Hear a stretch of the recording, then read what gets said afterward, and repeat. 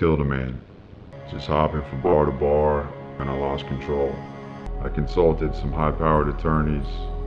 My name is Matthew Cordell. And on June 22nd, 2013, I hit and killed Vincent Canzani. Video will act as my confession.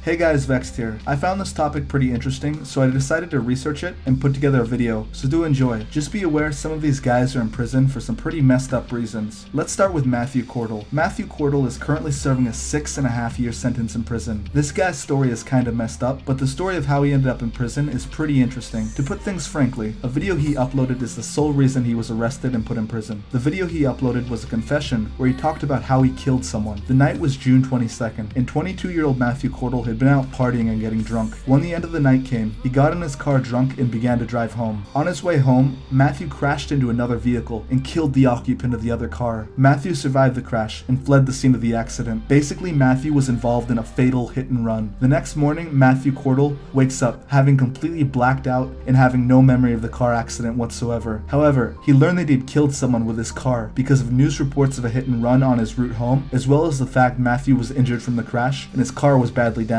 The thing is, Matthew got away with it. He evaded the police, and they had no clue who had killed Vincent Canzani. The investigation was going nowhere, and Matthew Cordell had seemingly gotten off the hook for the murder. But the drunken manslaughter weighed heavily on Matthew's conscience. Several months pass, and it's pretty clear to Matthew that he isn't going to get caught. That is, as long as he keeps his mouth quiet about the hit and run. Matthew talked with lawyers who told him not to speak up about the accident. If he didn't, then he would not go to prison. Matthew thought this was the wrong thing to do, and he wasn't going to stay quiet about what had happened. Because he felt remorse for his actions and didn't want to lie, 22-year-old Matthew knew he had done something wrong and decided to turn himself into police. But before he did that, he made it his mission to stop other people from drinking and driving, and he wanted to stop more needless deaths. On the 3rd of September, Matthew uploaded a video titled "I Killed a Man." The video was his confession. He explained what had happened and how he got away with murder. He urged people watching not to drink and drive. He then went on to say he'll be turning himself into police. The video had an impact, a massive impact. It went viral. The video was personal, dramatic, and powerful. It has since gathered over 3 million views. It's pretty easy to see why. Just watch. I killed a man. I was out with some friends. We were all drinking really heavily. Just hopping from bar to bar. Just trying to have a good time, and I lost control. You know, sometimes I drink because I have depression that I struggle with every day. I've ruined relationships in the past. I start fights. You know, I just generally become a person that people don't like being around.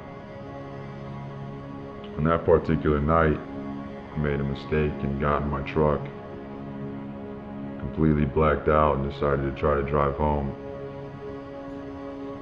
I ended up going the wrong way down the highway, directly into oncoming traffic, and I struck a car. They were convinced that they could get my blood test thrown out, and all I would have to do for that was lie. My name is Matthew Cordell. And on June 22nd, 2013, I hit and killed Vincent Canzani.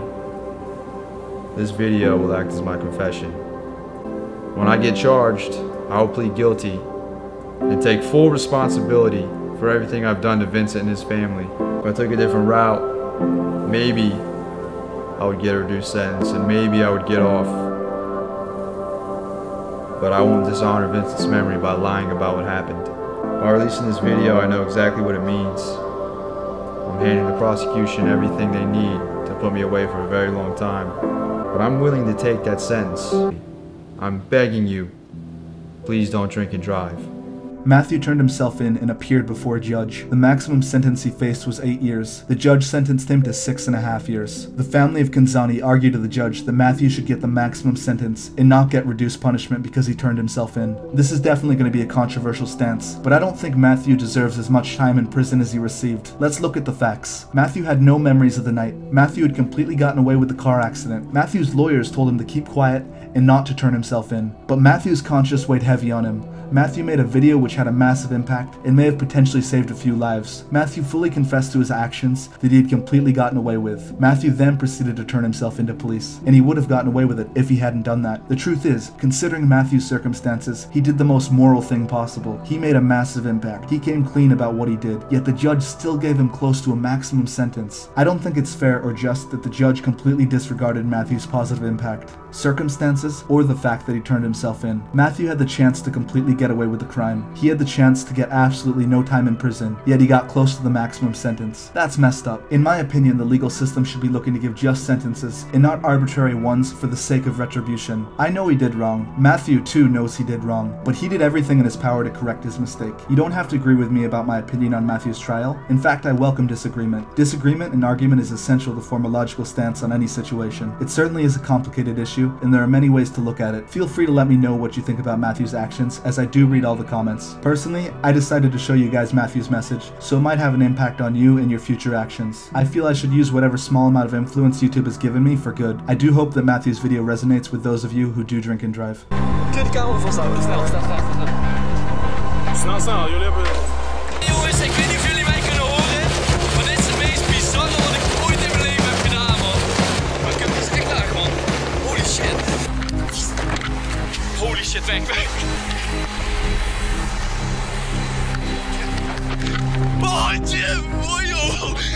This one is actually really recent and happened only a few weeks ago. The YouTuber Willem Vink, who is facing as long as 15 years in prison. Willem Vink is a Dutch vlogger with 47,000 subscribers. He uploads adventure-style vlogs, and although he only has a few videos, they get a ton of views and are definitely well made and entertaining. So why is Willem facing 15 years in prison? What exactly did he do? Basically, one of Willem's videos went viral and got over 700,000 views. The video that went viral shows Willem and his friend jumping on top of a train from a bridge and filming the experience. The stunt is known as train surfing. The idea is to get on top of a train and hitch a ride for a thrill. While I'm definitely not agreeing with what they did, the video is actually pretty entertaining, and the aftermath of it makes it especially interesting. When the video went viral, it was posted all over social media and even made it into the mainstream media. There are quite a few newspapers and news stations who have reported on the incident. So how is Willem facing 15 years in prison for hitching a ride on top of a train? Basically, Veolia is the company who owns the train line that Vink and his friend hitched a ride on. When the video went viral, the company became outraged and called for Vink to be arrested and informed the media that they will be pressing charges. Veolia called the vlogger's actions incredibly irresponsible and stated it's not just about their safety, but also about the safety of others. 15 years for this crime seems a little severe, but if you look at the specific legislation that was broken, you can see that it's totally legal. Under Article 164 of the Criminal Code, it states that a person who intentionally causes danger or disruption to rail traffic can be sentenced to 15 years in prison. Veolia explained its main concern is the danger of a copycat doing the same thing as the vloggers. They say, people who see the video may think that the stunt is cool, and we ask for God's sake that nobody copy their stunt. So how did Vink react to the massive uproar his actions caused? Willem Vink is only 18 years old and explained that he was shocked by the media's reaction to his video. As soon as the video started picking up traction, Willem explained to a radio station that he was sorry about what happened. Willem explained his only intention is to entertain people with new videos. It's just for fun. Vink explained that he lives for kicks and is really shocked by everyone's reactions, and overall it has been a bad experience for him. Not only that, but Willem explained that he was heading to the headquarters of Veolia with flowers and cake to apologize. This definitely was a smart idea for Vink, as it seems to have paid off. I checked recent news and there's been no update on Vink's situation. He's still uploading videos, and the video of him train surfing is still up on his channel. It appears Veolia may have decided not to continue pressing charges. Overall, it doesn't look like they'll get in any serious trouble for the stunt. Personally, I'm really glad that Willem won't be going to prison for 15 years, because he actually seems like a really nice guy, and while the stunt was dangerous, they didn't actually cause any harm. If they actually got 15 years for that, it would have been unjust compared to 6.5 years for manslaughter. Now here's the thing, Scarce, a YouTuber with 2 million subscribers, actually reported on this. It's really annoying because he didn't actually research the story properly, and he spread a bunch of misinformation about the situation. Scarce claimed that Willem had been sentenced to 15 years in prison, which is completely untrue. Scarce never corrected his mistake, and it's pretty obvious he was reporting on something outside of his scope. Because Scarce doesn't speak Dutch and couldn't read the newspaper articles, he completely misreported the situation. When I make videos, I make sure my research is solid. I get these newspaper articles translated. I cross-check everything and make sure I have several sources and make sure that what I'm saying is factual. Relax, you. Where the fuck is my money going, man? Bro, relax. Nah, this is finished. I want this now. I want this now. Man. Shut the fuck up, man. Fucking Whoa, whoa, whoa, whoa. I told you I need my money for my. Whoa. Hey, oh, bang you out, fam. Bang him out. I want me to back up. Back up. Back up. Back up! Back up! Close the door! This next one is really outrageous and actually led to 5 YouTubers being imprisoned. You may have heard of this YouTube channel, Troll Station. Troll Station is a prank channel with 700,000 subscribers. Well, recently 5 members of the channel have been jailed because of one of their pranks. In July, Troll Station faked a robbery of an art gallery. They ran into a busy art gallery, wearing masks and playing a loud alarm and pretending to steal paintings. While they did this, they screamed that they were robbing the gallery and caused panic. Although the heist was fake, the public's reaction to it was very real. People were trampled on as they tried to flee the building. One woman was even left unconscious by all the panic. Once the members of Troll Station were arrested, they were charged with using threatening behavior and causing public fear. It's not just that video they were charged on though. Many of their other videos show them impersonating the police, harassing members of the public, fear-mongering, creating violence, faking kidnappings, bomb hoaxes, and even armed robberies. It's pretty obvious what Troll Station was doing was illegal, and they've been getting away with it for years. I think the judge sentencing them sets a good legal precedent. Just because something is a prank or being filmed for a YouTube channel doesn't stop it from being illegal. It's good to see that the British judge has stepped up and said these kinds of pranks are not okay. But here's the crazy thing. After being imprisoned, one of their members snuck a mobile phone into prison and posted Snapchat stories. That's right, he posted Snapchats while in his prison cell and bragged about all the freedom he has inside prison. Cool.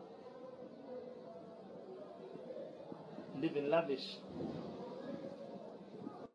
Look at my KA collection. Basically, man's seen more drugs in jail than I have on road. Seen more shanks than I have. It's all mad, innit? Anything you can get on the roadside, you can get in jail for the right price. Anyway, I'm out.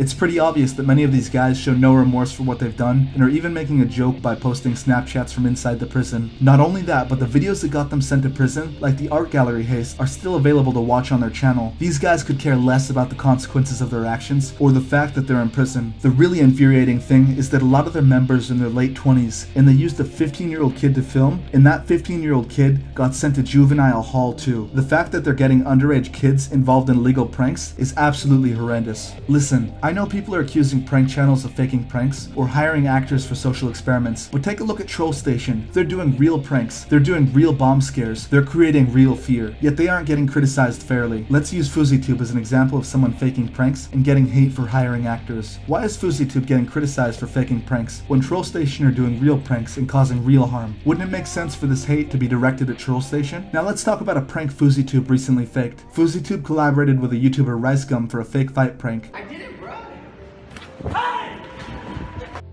This was done under controlled circumstances and didn't cause any public harm. Yet FouseyTube is the one getting hate instead of Troll Station. That's kind of ridiculous. I'll be honest, I'm not defending him. I don't even watch his videos. I'm just pointing out that often these witch hunts and bandwagons of hate affect people disproportionately. I definitely don't like these pranks, trolling, or social experiment side of YouTube, as it's pretty shady and a controversial place. But you know what really shows Troll Station doesn't really care for their actions? The fact that some of their members have multiple convictions for different pranks. In other words, this isn't the first time they've been arrested, released, and gone straight back to terrorizing the public. This last one is really messed up. No doubt this is going to make a lot of people really mad. Michael Lombardo is a 28-year-old musician from New York who is known for uploading innocent piano songs and posting them on his channel. He even managed to get a record deal and racked up millions of views. That was until he was arrested and convicted on child pornography charges. That's not even the most messed up part. He was using his YouTube influence to get nudes and have sex with virtual underage girls. He was imprisoned for 5 years on child pornography charges revolving around 11 underage girls. There was a 7-month FBI investigation, which ultimately led to Michael Lombardo's conviction. Lombardo argued that his victims were more than thrilled to send him photos, and that he was friendless and relied on the internet to form relationships. In fact, one of the exchanges, Lombardo told a girl not to tell anyone about the sexting and nudes being sent. I quote Lombardo when I say, "That's like 5 years in federal prison and sex offenders registration, so don't tell anyone until you're 18, lol." So not only did he know what he was doing was illegal, but he had researched it and knew the exact sentence he would get, but took advantage of underage girls anyway. Absolutely horrendous. He asked directly for some of these girls to send him videos of them masturbating.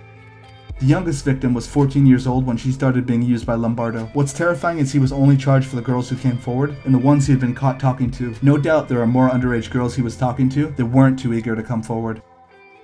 I've talked about this trust problem with YouTubers before. Let me tell you this now. Just because someone has views, subscribers, or any sort of influence does not mean you should trust them. This isn't the first time, nor the last time that something like this will happen. Related examples include YouTubers scamming their viewers, and more recently, YouTubers setting up gambling websites and making videos about the websites but not disclosing they're the true owners. This has allowed some YouTubers to rake in hundreds of thousands of dollars illegally by breaching the trust of their subscribers. YouTube can definitely be a very shady place. My philosophy on making videos is that my videos should do good for the world. People should be able to walk away from the video either a better and more responsible person or have learned something valuable. In particular, I talked about Matthew Cordell, the guy who added himself into police first, because I thought he had a very valuable perspective and message. A lot of people will think they're immune to having bad things happen to them, but honestly, you aren't. The only thing protecting you from a crash isn't how drunk you are. It's not your driving skills. It's pure statistics and circumstances. One day the statistics aren't going to be in your favor, and you're going to meet the wrong circumstances. Let that resonate with you for a minute.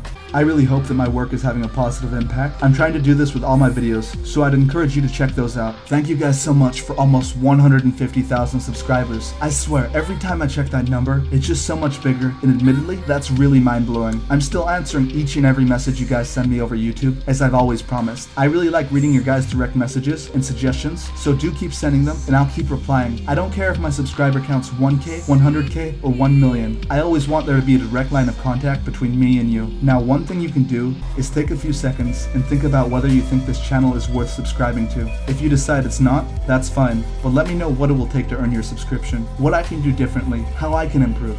I hope you enjoyed this video, and as always, thank you so much for watching, and have a wonderful day.